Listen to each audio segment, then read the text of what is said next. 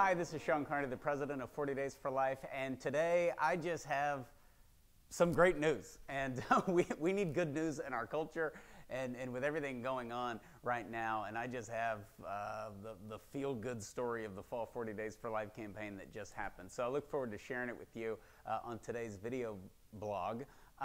Years ago, for those of you who don't know, the headquarters for 40 Days for Life, the Coalition for Life, was located next door to Planned Parenthood. And then that Planned Parenthood closed. I'm now sitting in it. It's the headquarters for 40 Days for Life around the world. But when we bought that property next door, we did a big announcement and broke it to the media.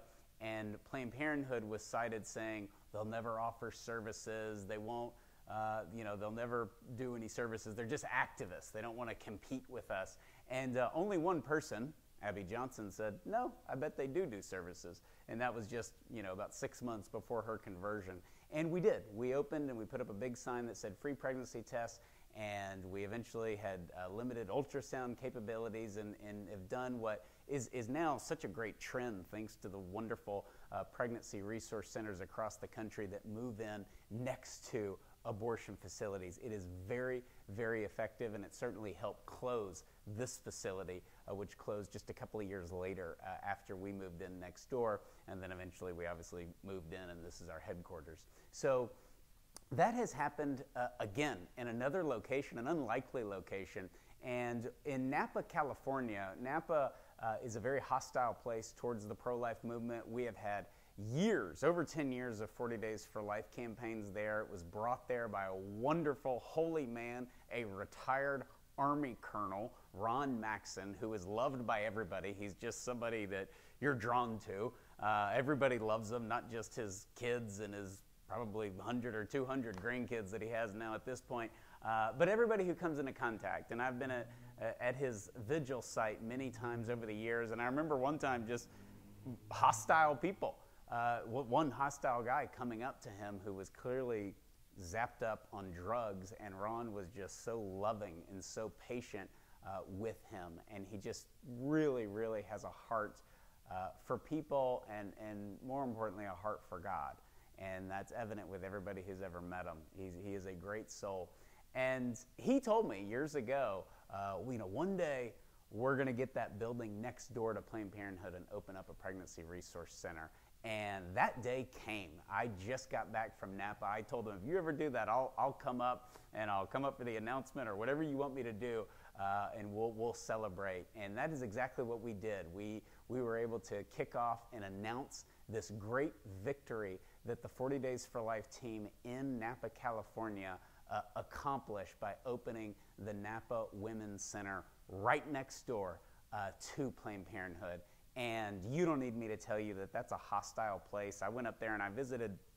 I've spent more time in California over the existence of 40 Days for Life because it's our largest state, but we've had craziness. We have Antifa at some of the locations in Northern California. It's been really, really hard. It really has been, and we're spending money on security, and we're doing all these things, and this news out of Napa was needed. It's refreshing. It's a great, great story out of the fall campaign.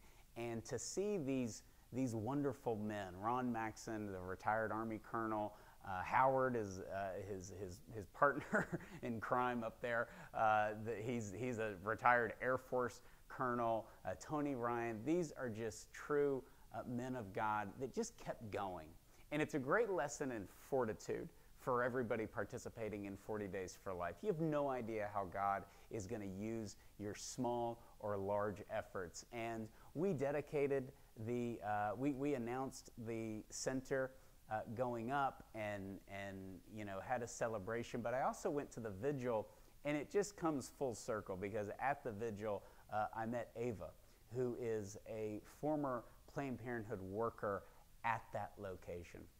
And she was able to go back with her children and pray there and know that next door to her former workplace, this beautiful pregnancy resource center is going up. It's just yet another testimony of this movement being about hearts and minds. And it doesn't matter if you're in the most pro-life place in the world or the most pro-abortion place in the world. we have minds, we have hearts, and we have souls. And that is seen through women that change their mind at the last minute, because there's nothing more unnatural than having an abortion. And it's certainly seen in these abortion facility workers. I mean, how many times did the wonderful folks in Napa go out and pray for an end to abortion and see Ava going in thinking, oh, she's going to be out here praying with us one day. You know, I didn't think that, seeing Abby Johnson swipe her security card 1,000 times to come in and out of this place. And I'm sure they never thought that. But that is why this isn't about us. We're not out there to get people to our side. We're out there to be used by God, and the results are truly on him, and he delivers them. And this Napa story it's just a beautiful story, and it shows why we're winning at the grassroots level, because the myth that goes around, particularly in election seasons, that if you're pro-life, you don't care about other children. You want second graders to starve, and you want to lock kids in cages, and you're just a horrible person. You only care about the unborn, you don't care about the born. And it's total nonsense. And this is yet another example of the consistency of caring for children the whole time, from the moment they come into existence, and backing that up with action. So congratulations to all you wonderful gentlemen. Thank you for the hospitality. And I know this will inspire you no matter where you are participating in 40 Days for Life.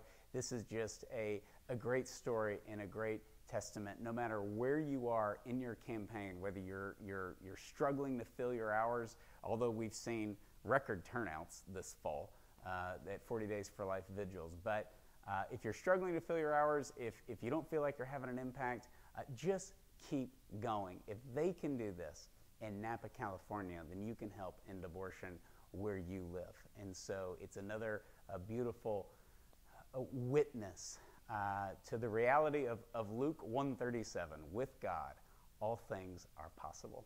God bless you.